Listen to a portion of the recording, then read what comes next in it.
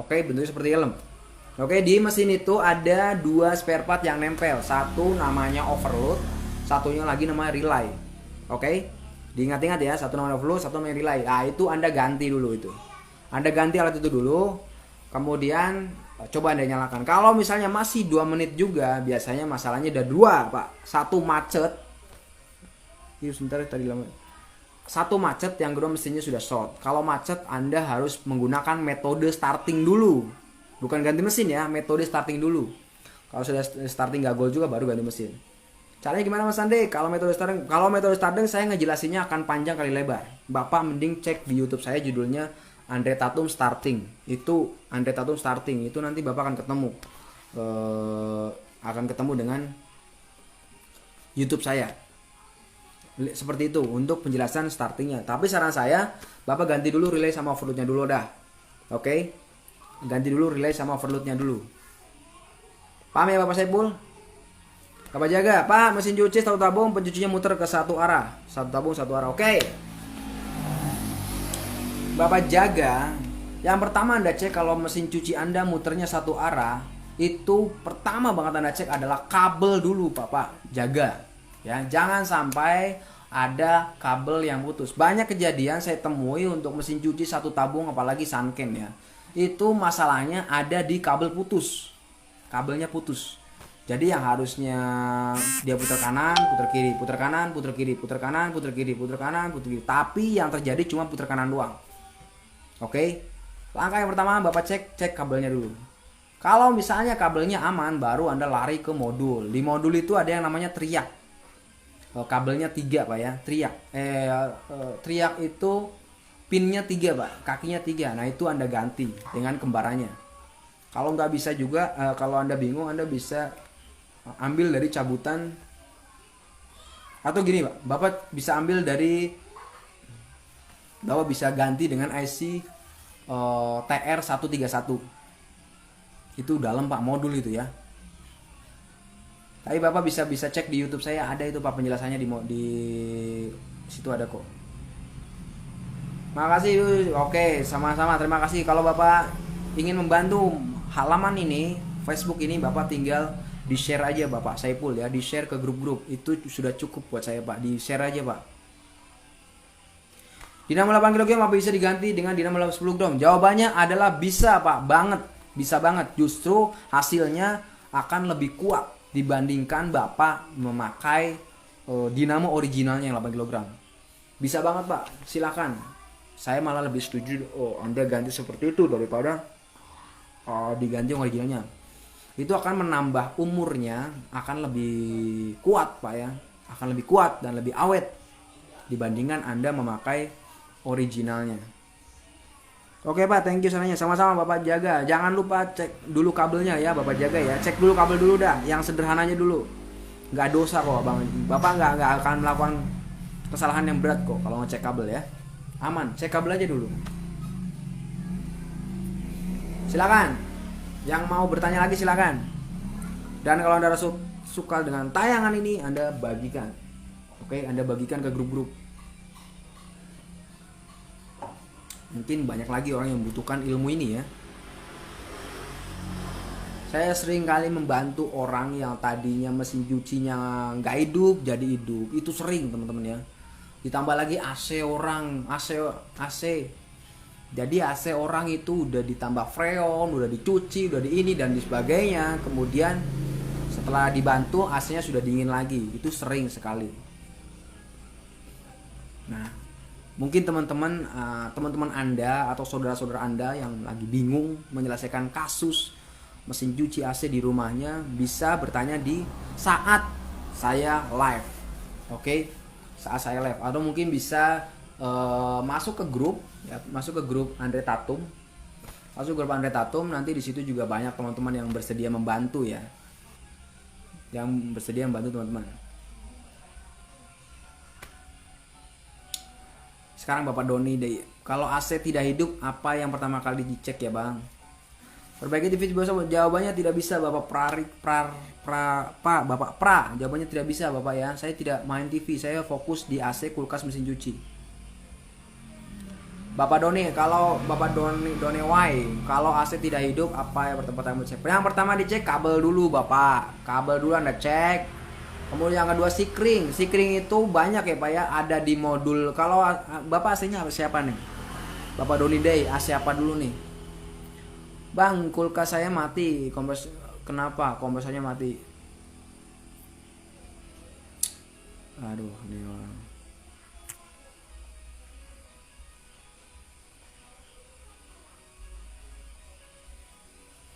Silakan teman-teman, kalau Anda rasa tayangan ini bermanfaat silakan dibagikan. Oke. Daikin 2PK ya, Bapak cek dulu sikringnya dulu Pak. Oke, Bapak cek dulu sikring. Sikring itu ada di colokan kaki 3 Anda, ada colokan di colokan kaki 3 itu ada Pak sikringnya ya. Terus yang kedua di modul itu juga ada sikringnya. Itu Bapak cek dulu. Terus yang ketiga di outdoor juga ada sikringnya. Bapak cek dulu satu persatu. Kalau mati Daikin biasanya masalahnya di sikring. Nanti kalau itu udah dicek aman semua, baru Bapak lari ke modul. Di modul setelah sikring.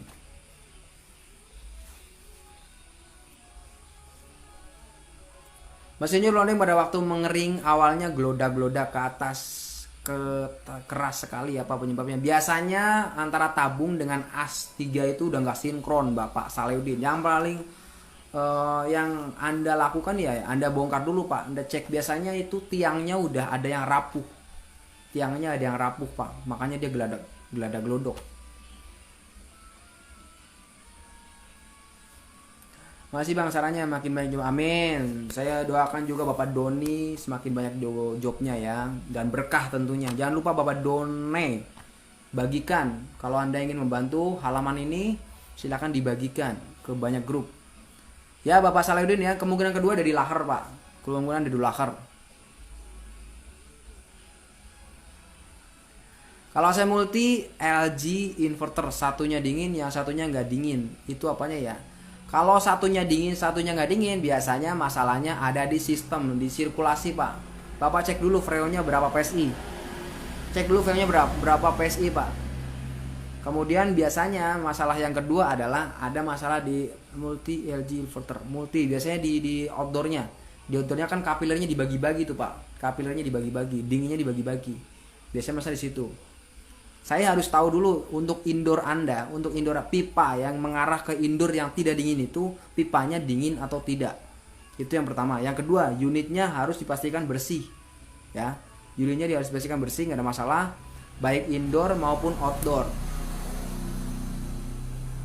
Antara kotor sama kurang freon juga bisa. Bapak Agus Langker. Silakan. Kalau Anda rasa tayangan ini bermanfaat silakan dibagikan. Dan yang mau bertanya silakan bertanya. Kalau Anda rasa penjelasan saya terlalu cepat dan terlalu padat, Anda bisa yang slow respon, yang slownya Anda bisa ulang-ulang. Anda bisa lari ke YouTube saya ya. YouTube-nya judulnya Andre Tatum. Nanti Anda bisa, sebentar saya ping aja ya. YouTube-nya namanya Andre Tatum ya.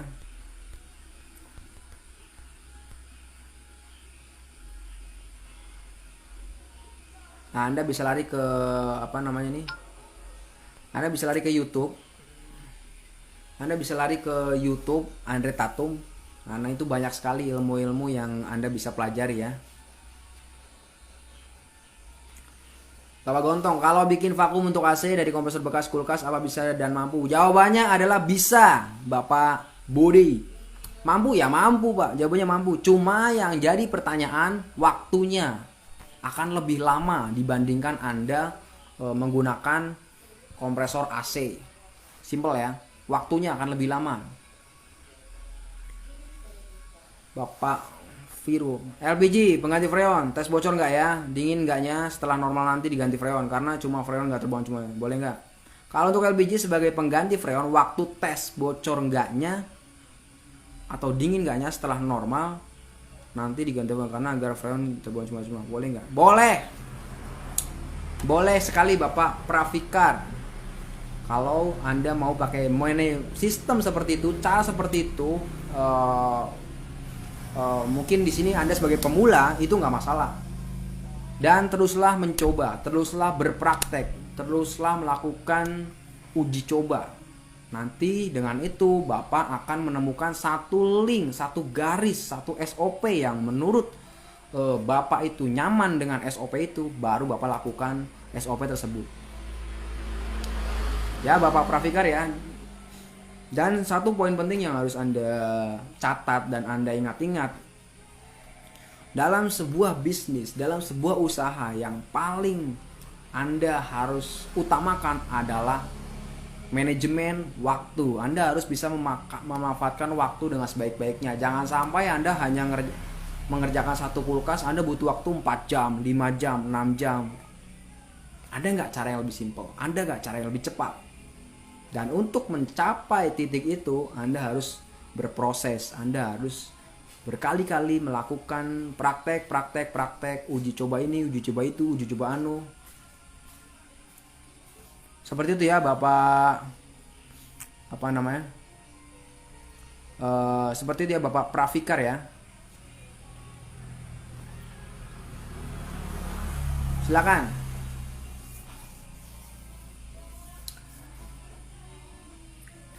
Pak, lagi saya mau nanya Pak, manajemen keuangan dan cara gaji karyawan gimana Pak? Manajemen keuangan kalau di bengkel saya itu yang saya terapkan adalah uang masuk berapa, uang keluar berapa. Sederhana kok Pak ya. Kalau manajemen keuangan, uang masuk berapa, uang keluar berapa. Kemudian ditotal selama 30 hari, hasilnya berapa. Hasilnya berapa dan mampu membayar berapa karyawan. Kalau Anda mampunya baru bayar satu karyawan, ya satu karyawan dulu. Kemudian nanti Anda punya project, punya konsep, punya target. Bulan ke depan atau 2 bulan lagi saya harus punya 2 karyawan. Otomatis dengan bertambahnya karyawan, bertambah pula pengeluaran Anda. Anda harus siapkan itu dahulu. Nanti kalau udah 2 karyawan baru nanti meningkat seperti itu Bapak. Ya, jadi semakin banyak karyawan, otomatis semakin banyak juga pengeluaran. Itu yang Anda harus pikirkan ya. Itu harus Anda hitung. Bapak Arjuno, oke. Selamat malam Bapak Arjuno. Oke, silakan teman-teman. Yang mau bertanya lagi silakan. Silakan bertanya. Kalau Anda rasa Anda tayangan Innova, silakan sambil dibagikan ya ke grup-grup lain. Baik Anda sebagai tukang kulkas atau yang punya kulkas, tukang mesin cuci atau yang punya mesin cuci. Saya jawab semua pertanyaan ini secara free, gratis, dan umum. Siapa saja boleh dapat ilmu. Tidak memandang Anda seorang teknisi, tidak memandang Anda seorang yang punya kulkas. Semuanya saya bagi umum. Oke? Saya bagi gratis semuanya. Tanpa memandang Anda adalah seorang tukang servis atau Anda yang punya kulkas. Semuanya gratis. Karena ilmu itu tidak memandang apa-apa ya. Semuanya saya bagi untuk semuanya. Silakan yang mau bertanya lagi. Bapak Zepri, oke.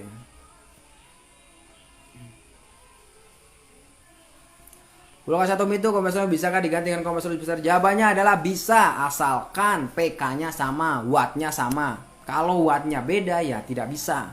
Kompresor dispenser rata-rata yang saya temui untuk model zaman now ya menggunakan kompresor 1/8. Tapi kalau yang model zaman dulu ada yang memakai 1/10, itu yang tentunya nggak bisa.